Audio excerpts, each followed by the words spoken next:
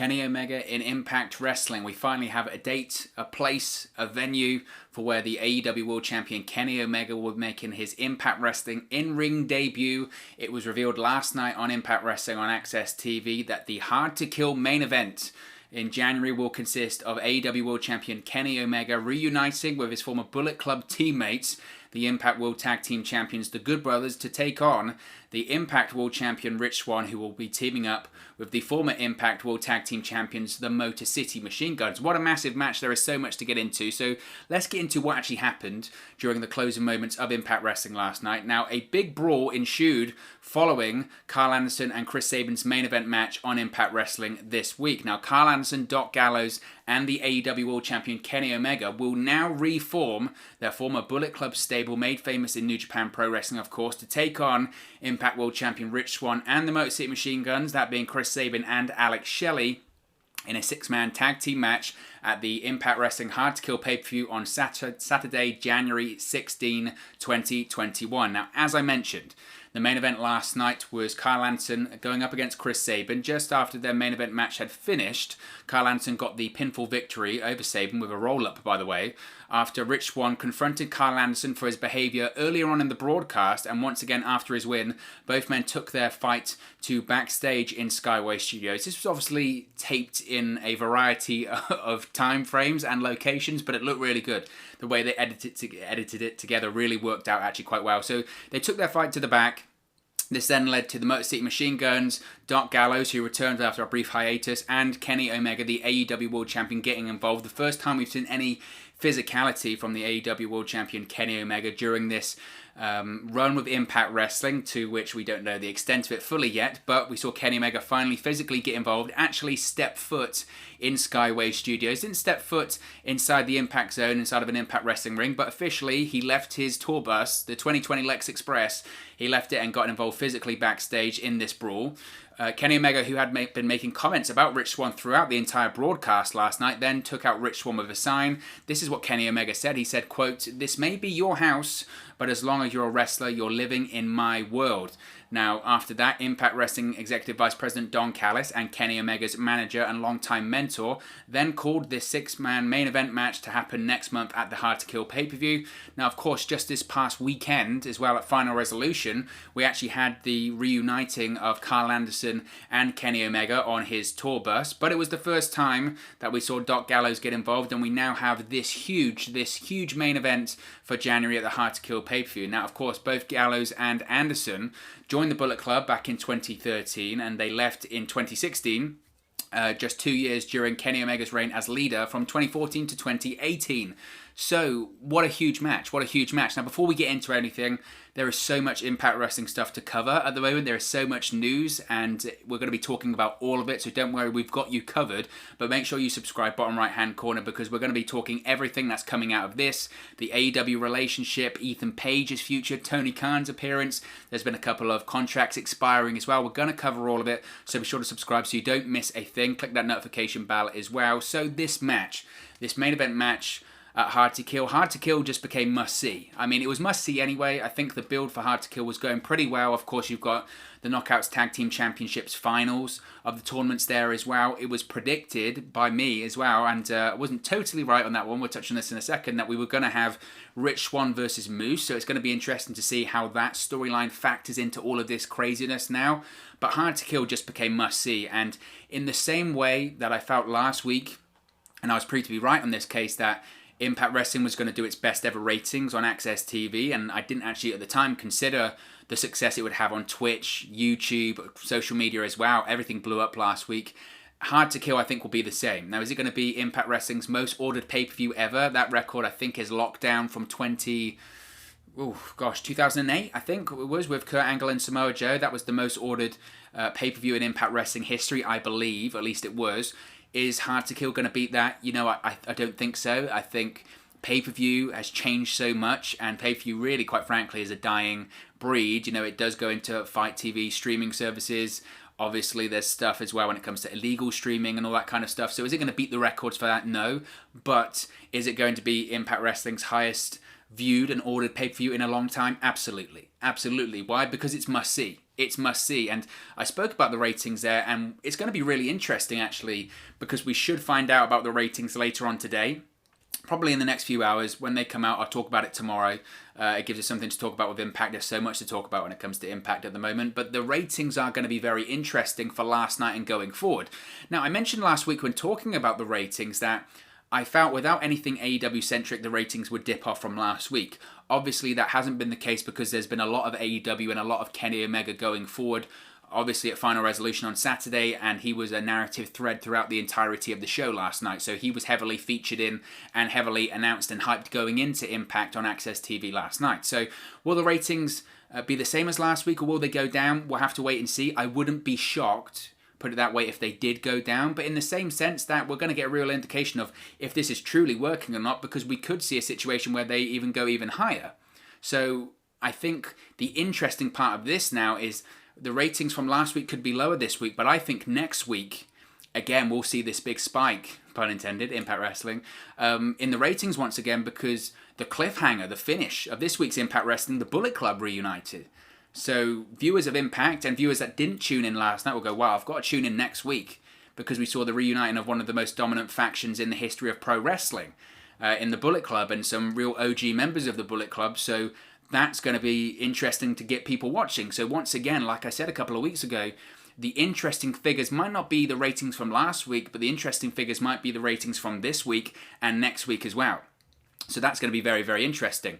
Now, of course, all of this Kenny Omega stuff, this Good Brothers stuff, the stuff with Rich Swann, and now the Motor City Machine Guns, I would think it was probably filmed on the same day when they did all of this taping with Kenny Omega a couple of weeks ago, straight after he won the AEW World Championship against Jon Moxley on the Winter is Coming edition of Dynamite. It looks like it was all filmed on the same day. I don't know if it was actually filmed in Nashville. Looks like it probably was.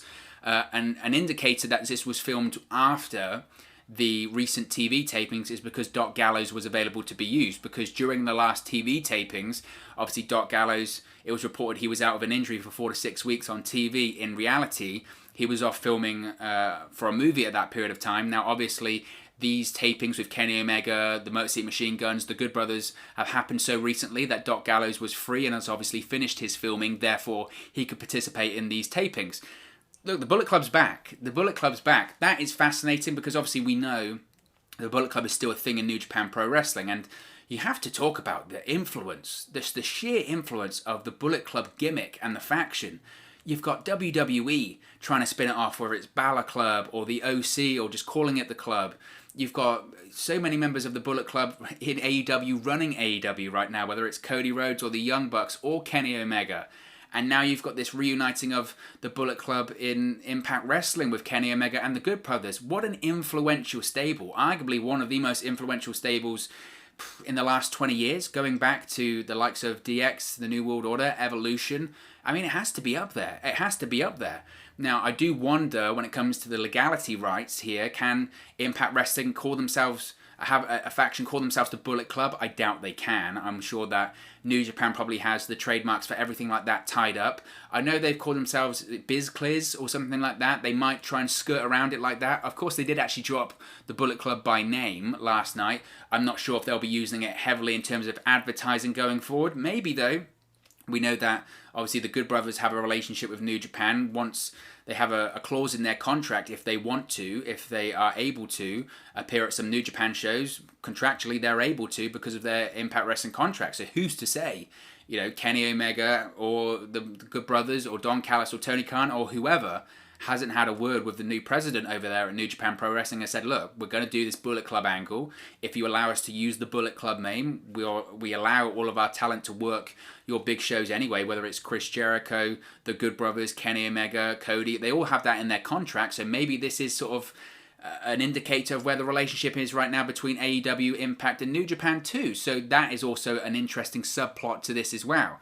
Now, the alliance between the Good Brothers and Kenny Omega is something that I speculated on in the recent videos. Now, the alliance between Kenny Omega and the Good Brothers was something that I speculated on. This reuniting of the Good Brothers and Kenny Omega as the Bullet Club was something that I did speculate on previously on the videos when we discussed about this here on the channel, because especially coming out of that appearance at Final Resolution on Saturday, it just said to me that was the thing that made the most sense.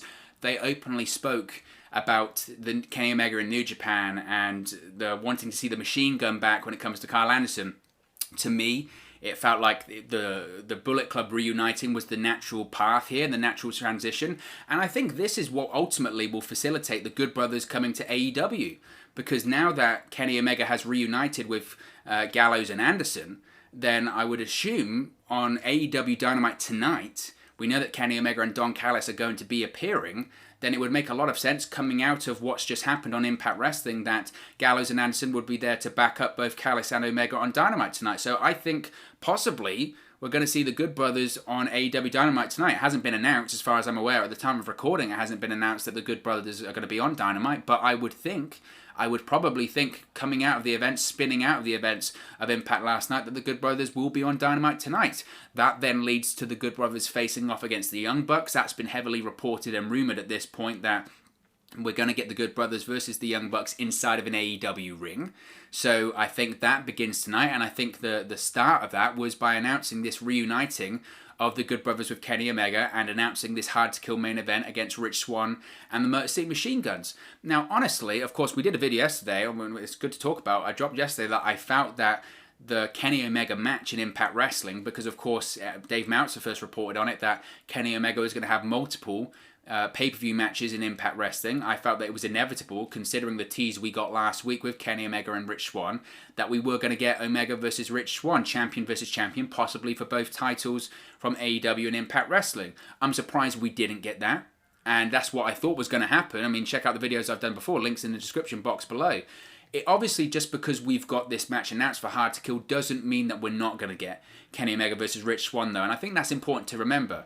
As I mentioned before, and I've said this on several occasions, this is just the beginning, I think, of this AEW and Impact Wrestling relationship. The Young Bucks said about it before, we don't know what this relationship truly consists of. We're feeling it out. There's exciting steps and things going to happen ahead. But, you know, if it works, we're going to continue with it. And I think that's the situation right now.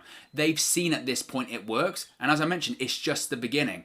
Because anything can happen. Anything can happen. As I mentioned before, in pro wrestling, if something is successful, if there is buzz, if there's an angle, if there's a wrestler, if there's anything that's got buzz and it's hot and it's successful, then you continue with it. You continue with it. That's just the way it works. You continue with it, you double down, and you continue with what's working. And this whole AEW, Impact Wrestling, Kenny Omega, Don Callis, all this crossover, it's working. So whatever is hot, you continue with, and that makes the most sense in this occasion. So I suppose what you do have to consider is what I mentioned before. What happens with Moose and Rich Swann then going forward? Because at the end of Final Resolution, of course, on Saturday, it was heavily teased that this Moose and Rich Swann storyline was going to continue. Obviously, it was announced last night on Impact that Moose is going to be facing Willie Mack soon. But what happens with this potential World Championship match then going forward with Moose and Rich Swann? I think trying to read this now, because it's all getting very complicated about the direction that this is going to head in, it's very difficult to read, especially with this wrench that Kenny Omega is now involved with Rich Swann. I think what you do have to look at is that Genesis is still taking place. Genesis is 7 days prior to Hard to Kill in January. So I would suggest that at this point, Rich Swann versus Moose happens at Genesis. But I previously speculated that would be almost a title eliminator and the winner would face Kenny Omega at Hard to Kill. We now know that isn't going to happen. But I would suggest that if it's going to be Moose versus Rich Swann at Genesis for the Impact World Championship, then Rich Swann has to win there, I think. And I wasn't convinced if Rich Swann was going to win previously in this feud because I felt like everything was being shifted and groomed towards Moose becoming the Impact World Champion. You know, he beat EC3 at Bound for Glory. He's been essentially unbeatable during this entire TNA World Heavyweight Championship run. So I always felt like Moose was going to win there, but now I suppose Rich Swann has to win. Why? Because part of the fun, part of the allure here of this whole Kenny Omega versus Rich Swann feud and this six-man tag team match is you're going to have a match at Hard to Kill where in the same ring it's going to be the AEW World Champion against the Impact World Champion. So that's part of the fun here. So Rich Swann, ultimately, realistically, he can't lose against Moose at Genesis if they have that match because part of the draw of the match has then been removed because you don't have two world champions in the same ring. And I spoke before, and I think it's worth talking about here, that what is the biggest match that AEW and Impact Wrestling can do here. When we speak about this relationship, this potential relationship between AEW and Impact, whether it's a working relationship, a talent trade, a potential pay-per-view, TV special, whatever, I said, what is the biggest match that this cross-promotion can do? And at the time, I thought it was World Champion versus World Champion, both titles on the line. Kenny Omega versus Rich Swann, or whoever is the Impact World Champion going up against the AEW World Champion Kenny Omega. And I still do think that is the case here. I think World Champion versus World Champion with both championships on the line from two major promotions, two major North American promotions, that is a huge match. And it's a match that really, it's been done once, twice, maybe three times. It hasn't been done in recent history. You have to go back to sort of the 1970s or the early 80s when it comes to world champions of promotions facing off against each other with both titles on the line, and they've very rarely done the title switch there. I think if you could do that in 2021 with the AEW World Champion versus the Impact World Champion, both titles on the line, I would put the Impact World Championship on Kenny Omega. As I mentioned, every time Omega then appeared on Dynamite with the Impact World Championship, he'd be a walking advertisement to watch Impact Wrestling on Access TV. It would almost be stupid for Impact not to do that. So I still do think that is the biggest match that AEW and Impact can do in this crossover, because World Champion versus World Champion sells itself. It's historic. But to do this six-man tag team match first does make a lot of sense. It does make a lot of sense to me because I'm always talking about here on the channel long-term storytelling. Long-term storytelling. I want people to take their times with stories, not rush things, and tell the best story possible. And I think building to this potential Kenny Omega versus Rich Swann match, I think they're taking the time here, and I do appreciate that, and it only makes more sense. You have to look at the dates here. Hard to Kill was on January 16th, so that's about 4 weeks away from the time we're recording this right now. That probably 4 weeks is probably too little time to build to a match of this magnitude of World Champion versus World Champion with both World Championships on the line. Do I want a 4-week build, or do I want a several month build to that match? I probably want the latter. I want more time to go into this, and I want to become more invested, more hyped as a fan to watch it, and I want the most people to watch the match possible. And quite frankly, this is a match that is worthy.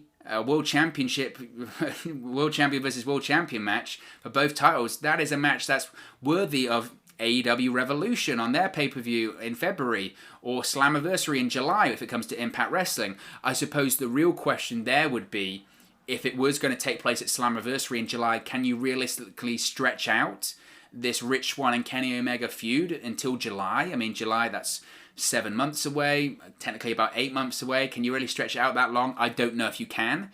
So if Omega versus Rich Swann doesn't happen at Hard to Kill, which is not going to happen, we know the six-man tag is now happening instead. Maybe it happens at AEW Revolution instead in February. I could see that happening. Look, if this match between Kenny Omega and Rich Swann, if it doesn't happen in an Impact ring or on an Impact pay-per-view, it's still a huge match for both promotions regardless. It's still a huge deal to have the Impact World Champion facing the AEW World Champion. And as I've mentioned before, this relationship is mutually beneficial. This isn't a lopsided relationship. This isn't, Impact Wrestling's only benefiting this. What does AEW have to benefit? The ratings have been strong for both shows. Both shows, both promotions, they get talent. If it's Impact Wrestling, they get Kenny Omega. If it's AEW, they get the Good Brothers, possibly Rich Swann as well if it takes place at AEW Revolution in February. So everyone wins here. Everyone wins here. Impact wins, AEW wins, the fans win. And the buzz is huge. And when it comes to this storyline of having Kenny Omega reunite with the Bullet Club, I love that alliance.